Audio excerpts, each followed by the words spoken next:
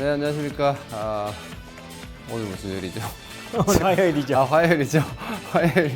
야인시대리 선수 김동일입니다. 보시다시피 제가 지금 제가 안경 쓴 모습 오랜만에 보실 텐데, 제가 지금 몸이 좀 완전 눈이 심하게 충혈돼서 얼굴 오늘 좀 많이 가렸습니다. 연말 연초 되게 다이나믹한 시장이 되고 있는데, 어떻게 대응들 잘하고 계신지 모르겠습니다. 오늘도 일부 미니 강의와 종목 진단이 있으니까 종목 진단들 이따 많이 준비들 해주시기 바랍니다. 네, 최창준입니다. 어쨌든 간에 날씨가 갑자기 추워졌는데요. 주식시장도 연초 딱 지나고 나서 첫 거래일부터 힘들어지고 있는데, 그래도 뭐 어차피 지금 힘들지만은 그래도 봄은 오니까 힘내시길 바라겠습니다. 네. 먼저 강의 들어가겠습니다. 저부터 시작하겠습니다.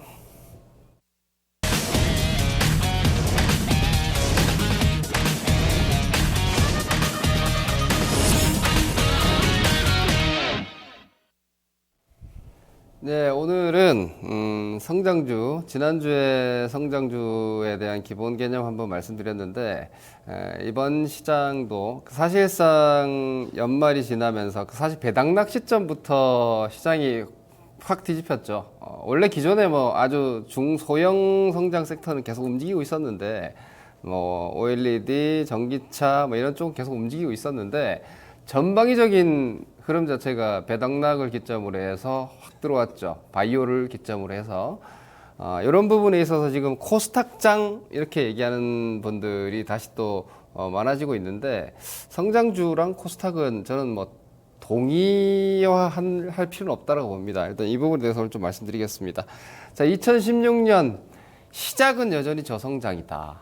우리 지난주에 어떤 구간에서 개별 성장주를 하고 어떤 구간에서 전반적으로 세상이 다 좋아졌을 때 좋아지는 경기주를 하는지 이 부분 말씀드렸는데, 지금 시장은 2011년을 제가 이렇게 색깔 쭉 나눠서 쭉 그어가지고 이쪽은 탑다운, 즉 경기주 위주의 시장, 다 세상 좋아질 때 다 좋아지는 주식들이 갔던 장이고, 2011년부터 15년 지금 16년 넘어오는 이 시점까지 경기가 좋지 못하고 전체가 좋지 못하기 때문에 좋은 걸 찾아내자, 이런 시장이 지금 되고 있습니다. 연초에도 비슷한 움직임 나오고 있는데요. 일단 중국 제조업 지수가 어제 부진했죠. 어제 시장 뭐 아주 재밌었습니다.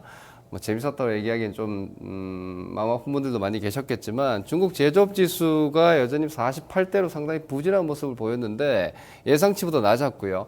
이것 가지고 뭐 중국발 경기 위험이나 중국발 위험이 오는 게 아닌가 이런 얘기하는 건 좀 낭설입니다. 서비스업 PMI는 여전히 좋았기 때문에, 이 중국은 지금 구조적으로 2013년 이후부터 신장 따위를 외치면서 완벽하게 이제 경제 구조 자체를 소비 위주의 내수 부양 형태, 양적 부양에서 질적 부양으로 완전히 이동시킨 상황이기 때문에 이 메커니즘 자체가 바뀌었다, 이렇게 이해를 하시면 됩니다. 예전처럼 중국의 성장률 숫자 싸움을 하는 구간이 아니기 때문에 뭐 중국발 경기 위험 이런 부분에 대해서는 크게 걱정할 필요가 없다라고 보시면 되겠고요. 다수가 힘든 세상입니다. 사실 2016년이 넘어왔지만 2016년이 됐지만 아직 세상이 좋아질 조짐이 없다라는 거죠. 그래서 시장도 거기에 대해 응답이 나오고 있다, 이렇게 보시면 될 것 같습니다.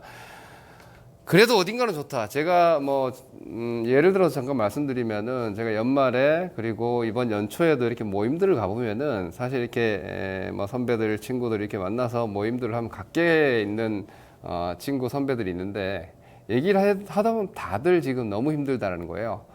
그런데 뭐 많은 여러 다양한 업계 뭐 사업을 하는 친구들도 있고, 뭐 지금 조직 생활을 하는 친구들도 있고 한데, 들어보면은 대부분이 죽겠다예요. 와, 진짜 이 정도 힘든 건 처음이다, 뭐 이 정도인데, 일부 보면 뭐 나도 뭐 그냥 그렇지 하는, 뭐 10명이 모이면 한 2~명 정도의 친구는 그렇게 얘기를 합니다. 그 친구들은 괜찮은 거예요.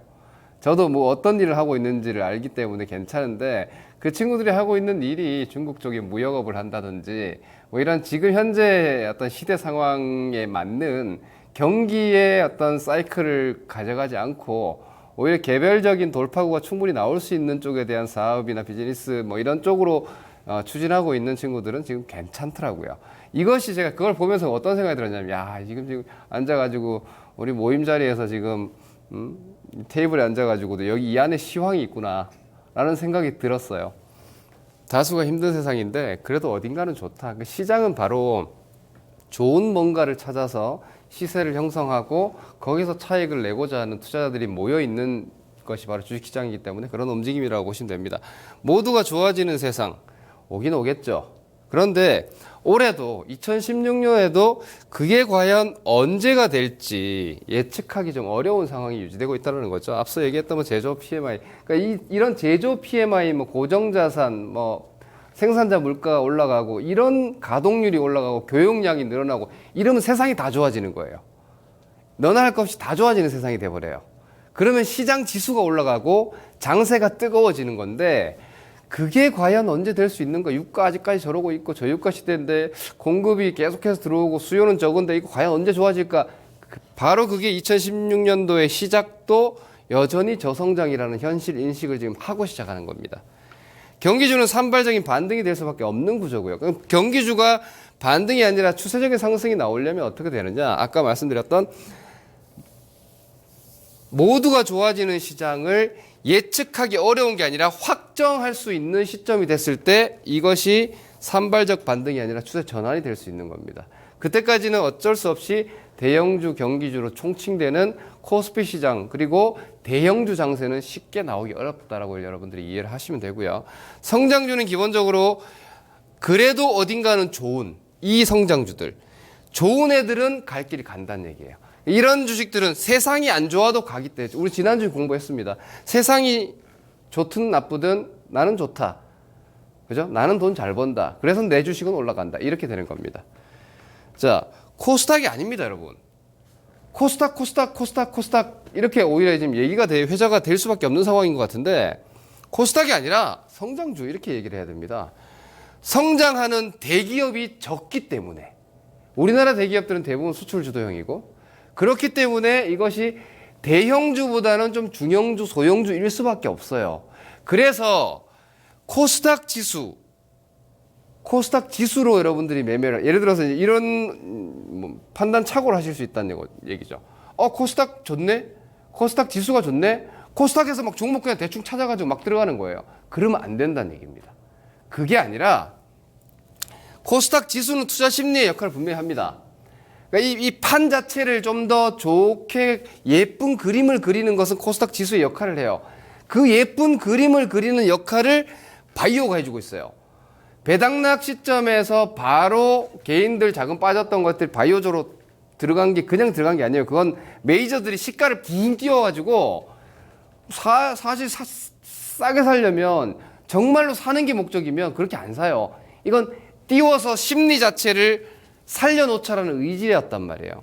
이거는 바이오가 지금 좌우하고 있고 코스닥이 아닌 성장 중인 산업과 기업을 보셔야 돼요. 그 역할에서 바이오가 시가총액에서 상위 쪽에 많이 있기 때문에 바이오 제약 쪽의 움직임이 코스닥 지수를 만들고 있지만 이걸 보는 게 아니라 이 산업과 기업을 보시라는 얘기예요. 중소형주 왜 코스닥으로 그냥 획일화하면 안 되냐면 예를 들어 이럴 수 있죠. 좋은 종목이 있는데 이건 코스닥 아니야. 그렇게 하실 필요 없다는 얘기예요. 코스피라도 상관없어요.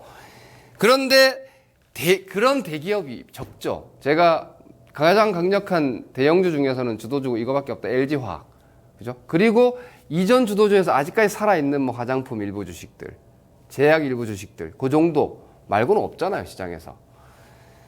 중소형주 차트를 여러분, 업종 차트에서 중형주, 소형주 차트랑 코스닥 차트랑 비교해보세요. 똑같습니다.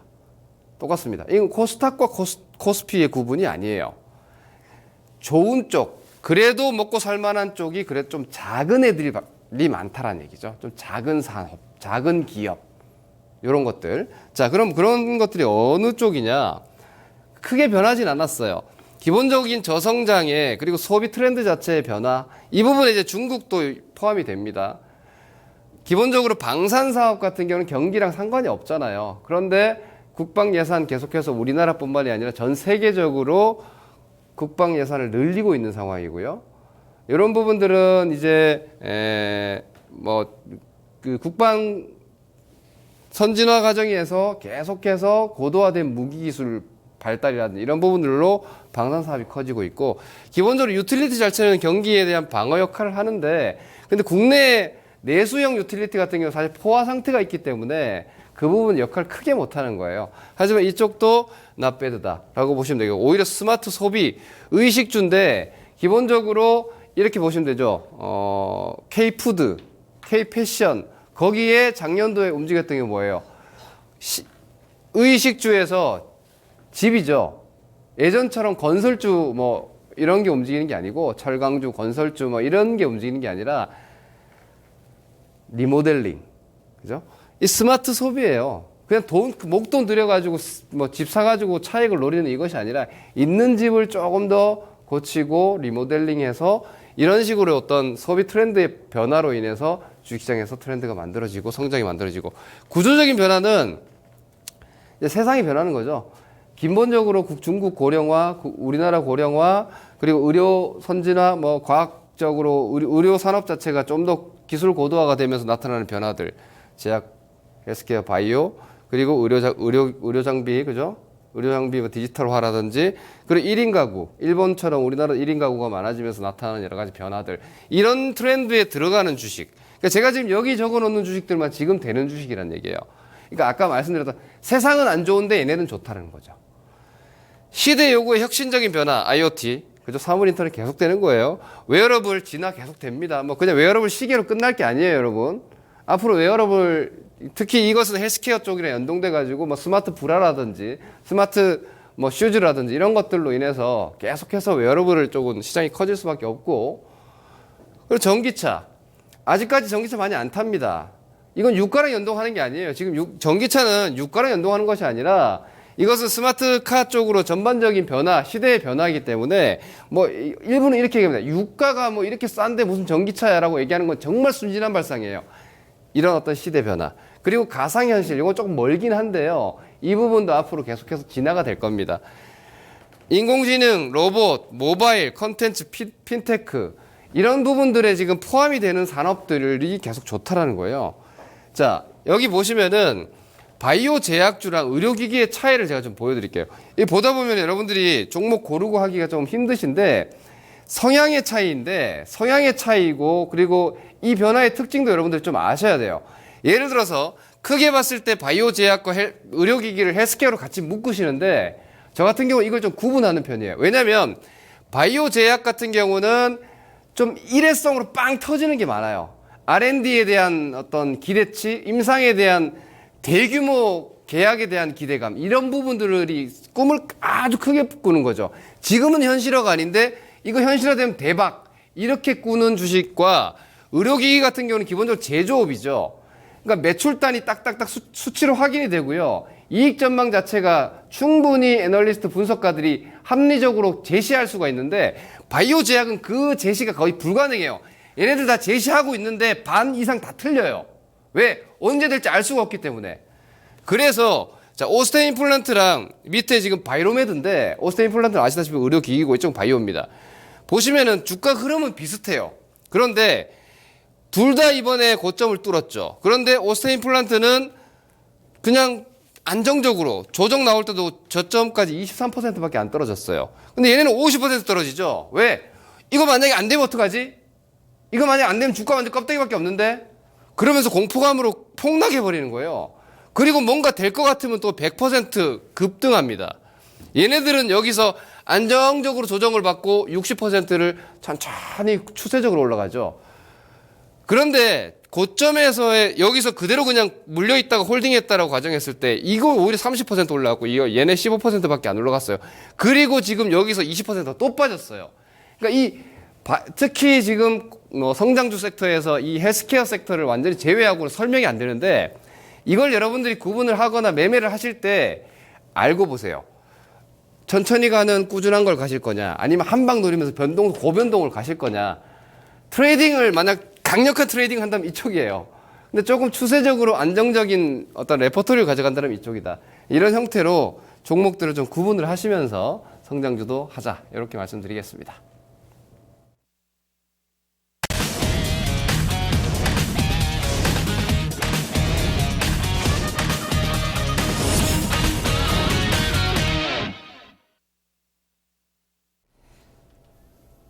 네, 최창준입니다. 저는 항상 시황, 이 시간에 시황을 많이 얘기합니다. 지난주에도 똑같은 얘기를 했을 겁니다. 지난주에 제가 강조드린 게 지금 뭐 전기차라든지 OLED 바이오 헬스케어 그리고 하나 요번에 추가되는 게 이제 신규 상장주거든요. 그래서 저는 지금은 지수보다는 종목이라고 생각하거든요. 지금 시장은.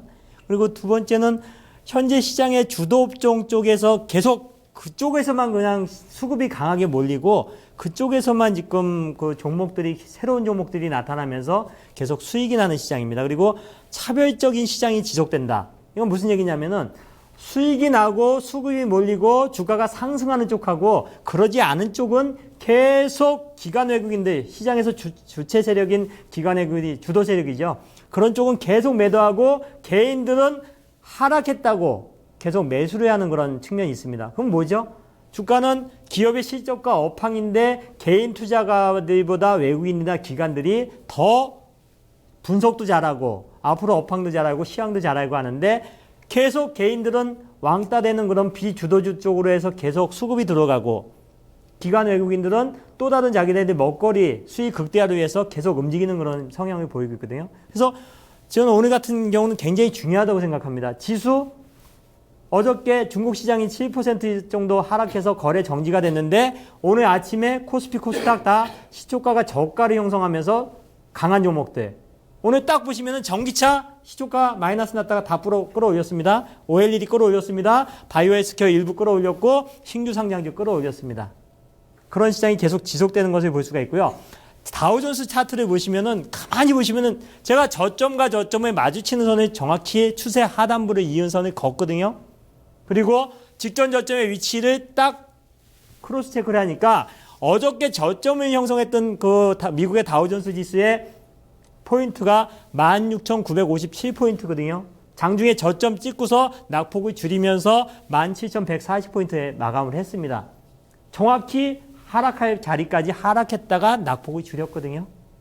이거는 인위적인 거예요, 인위적인 거. 그리고 나스닥 지수 같은 경우도 보시면은 자, 저점을 쫙 추세 하단부를 딱 선을 딱 끄니까 정확히 어저께 장중에 저점을 찍은 자리가 4,846포인트입니다.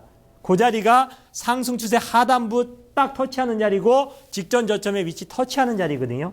어떻게 다우존스 지수하고 나스닥 지수가 저점을 정확히 장중에 터치하고 낙폭을 줄이면서 마감을 했을까요?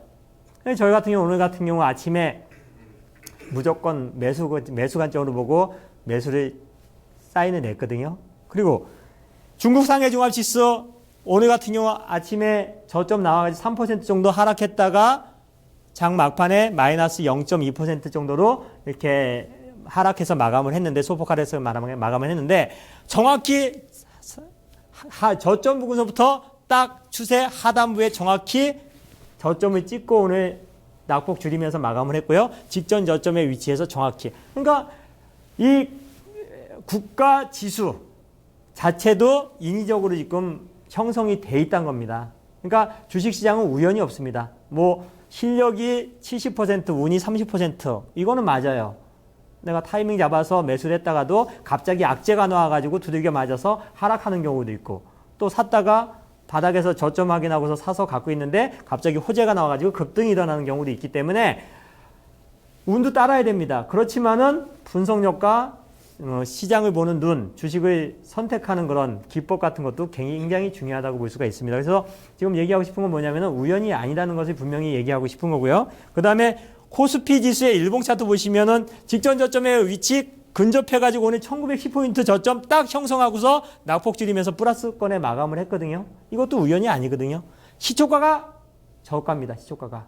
그리고 코스닥 지수도 딱 보니까 오늘 시초가가 저가고요. 670포인트 그리고 플러스 마감을 했습니다. 그리고 당분간 박스권에 인위적인 바이오 헬스케어 관련된 세이트리온이라는 이런 종목들 올리면서 지수 심리를 안착시키고 거기에서 자기들이 많이 갖고 있는 종목들 쉽게 얘기해서 수익을 극대화할 수 있는 종목들 끌어올리는 거거든요. 지금 보면은 코스닥 시장에서도 움직이는 종목이 몇 개 안 되는데 시가총액이 높은 종목은 다 바이오 섹터입니다. 바이오 섹터. 그렇기 때문에 인위적인 지금 수익 극대화를 하기 위해서 구석구석 우리가 느끼지 못하는 곳에서 수익 극대화 전략을 지금 펼치고 있습니다. 그래서 지금 시장이 절대 나쁜 게 아닙니다. 자, 태국에 안 가보신 분들은 뭐죠? 지금 한국은 겨울이지만 태국은 항상 여름이거든요. 더운 계절이거든요. 그렇기 때문에 약간 투자에 관련된 그런 약간 변화가 지금 필요한 시점이고요. 그리고 최근에 코스피 시장에서 한 5일 동안의 움직임 보면 외국인들은 계속 매도입니다. 삼성전자 매도하기 때문에 4분기 실적 안 좋게 나옵니다. 그리고 기관 투자가 같은 경우도 코스피 시장에서 매수하고 있지 않습니다. 근데 코스닥 시장에서는 어쨌든 간에 기관 매도 일별도에 있던 기관들이 매도를 안 하고 연말 윈도우 리액션 효과가 조금 나타나고는 있지만은 그래도 수급이 많이 좋아졌습니다. 그리고 외국인들도 수급 괜찮고요. 그리고 자, 전기차 관련돼서 지금 보게 되면은 LG와 계속 시장에서 주도주 역할을 하고 있습니다. 코스피 시장에서 업종 대표 중에서. 왜? 그러면은 어떤 게 움직이겠습니까?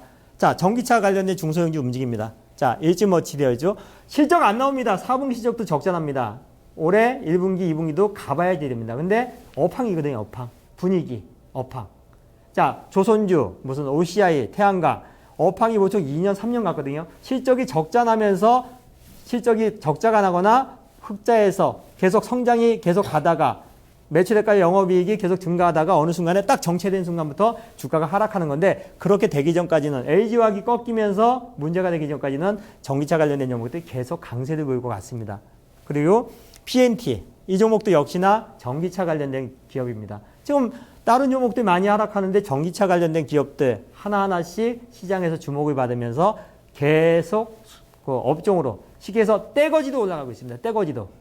때로 지어가지고. 그리고 그 다음에 OLED 관련된 종목들 비아트론 외국인들이 계속 사면서 시장하고 상관없이 무관하게 계속 안정적으로 상승하고 있습니다. OLED 관련된 종목이다. 그리고 AP 시스템 역시나 똑같습니다. 하락은 1, 상승은 2, 하락은 2, 상승은 3 이런 식으로 계속 계단식으로 올라가고 있습니다. 테라세미콘 최근에 빠졌죠?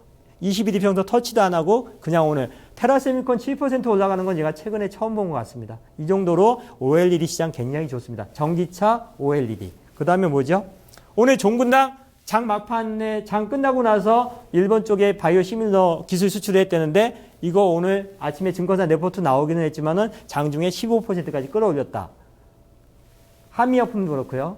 이거는 뭐 모르겠습니다. 저는 그 부분에 대해서 민감한 부분이니까 모르겠는데 그 내용 나오기 전에 주가는 벌써 올라갔습니다. 거기에다 오늘 아침에 레포트 나와서 오늘도 끌어올렸습니다. 먼저 매집하고 끌어올렸어요. 하나하나씩 계속 실적과 업황이 좋고 성장성이 좋은 기업들 하나하나씩 주도주가 나타나고 있습니다. 그래서 바이오 그리고 헬스케어 저는 이걸 묶어가지고 웰빙이라고 보거든요. 웰빙. 수치가 나오느냐 아니면 앞으로 수치가 나올 것이냐 이 차이인데 나는 좀 안정적으로 가겠다. 그러면 눈으로 확인해서 실적이 영업이 당기순이익이 뭐 매출액이 늘어나는 거 보고서 안정적으로 들어가고 나는 좀 길게 보겠다. 수치가 안 나와도 한 방 노리겠다. 그러면은 약간 그런 쪽으로 이렇게 나눠서 하는데 그런 식으로 봤을 때 종군당 그리고요. 그다음에 셀트리온 인위적으로 끌어올렸습니다. 기관 외국인들이 많이 갖고 있고요. 그리고 이 종목 같은 거 수치가 나옵니다. 실적이 뒷받침되는 종목이고 그다음에 오스템 임플란트 역시나 계속 이거 올라가니까 뭐 올라가죠? 디오, 다텍 다 임플란트 관련된 기업입니다. 치과 관련된 기업들. 그리고 그 다음에 인바디. 이것도 역시나 웰빙, 헬스케어. 이것도 어떻게 보면 제조업이군요. 제조업인데도 실적 나오니까 계속 움직입니다. 상승 쪽으로. 그 다음에 신규 상장주. 뉴트리 바이오텍. 상장에서 벌써 더블 나왔습니다. 더블. 100% 상승했습니다. 왜? 이쪽으로 수치가 나오고 신규 상장주 쪽으로 해가지고 수급이 몰리고 있습니다. 이거 기관 외국인들 다 매매하는 종목이거든요. 또 다른 종목 보시면은 코리아 오토 글라스 자동차 유리 만드는 기업이거든요. 이런 기업들 공모 가격이 11,000원대 끌어올립니다. 이렇게 하나의 패션이거든요. 지금 이런 종목들 안 하시면 안 돼요. 자 정리하자면은요. 그런데 자 전기차 그 다음에 OLED 신규 상장주 그죠? 거기에 하나 추가된다면 뭐죠? 낙폭과대주 선별해서 매매하면 됩니다. 그리고 그렇지 못한 종목들 현대중공업 계속 하락하잖아요. 차별화 시장이지 안 좋은 시장이 아닙니다. 급등과 급락이 일어나는 시장이지 모든 종목이 다 하락하는 시장이 아니라는 얘기예요. 계속 제가 방송 나오면서 얘기하는 게 뭡니까? 최근에 지금 이 야인시대 하면서도 얘기한 게 지난주 12월 24일 날 뭐 크리스마스 선물이면서 얘기한 게 자 OLED, 테라세미콘, AP 시스템, 비아트론 그렇죠? 전기차 얘기했고요. 그런 종목들. 이런 종목들은 안 되는 거예요, 단기간은. 실적이 안 나옵니다. 그리고 또 다른 종목, OCI. 계속 저점이라고 해서 보유하고 있으면 어떻게 되죠? 박스권이에요. 올라가면 내려치고 내려오면 반등 일어나고 한 달에 한 번 일어날까 말까입니다. 지금 한쪽에서는 더블이 나는데 뉴트리 바이오텍 같은 경우 100% 그냥 올라갔어요. 상장하고 나서 2주 만에. 그러니까 약간의 차별화 시장에서 소외되지 않으시려면 주도주는 가감하게 분할 매수하면서 따라가시고요. 비주도주는 가감하게 매도, 비중 축소하는 전략이 좋을 것 같습니다. 네, 저희는 스튜디오에서 종목 진단으로 찾아뵙겠습니다. 종목들 많이 올려주시기 바랍니다.